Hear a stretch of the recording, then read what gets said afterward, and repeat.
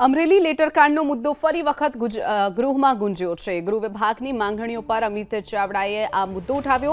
ભાજપના આંતરિક ઝઘડામાં પાટીદાર દીકરી ભોગ બની હોવાનો પણ કોંગ્રેસે આરોપ લગાવ્યો। નિર્લિપ્ત રાયનો રિપોર્ટ કેમ જાહેર નથી કરાતો તેને લઈને પણ ચાવડાએ સવાલ કર્યો છે। સંઘાણીએ નાર્કો ટેસ્ટ કરાવવા કહ્યું તો કેમ ન કરાવવામાં આવ્યો નાર્કો ટેસ્ટ તેવા પણ પ્રશ્નો ચાવડાએ કર્યા છે।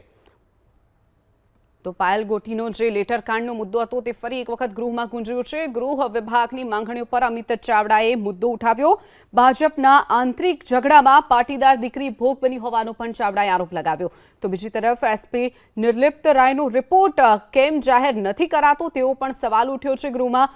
સંઘાણીએ જે નાર્કો ટેસ્ટ કરાવવા માટે કહ્યું હતું, શા માટે સરકારે નાર્કો ટેસ્ટ નથી કરાવ્યું તેવો પણ પ્રશ્ન ગૃહમાં અમિત ચાવડાએ કર્યો છે।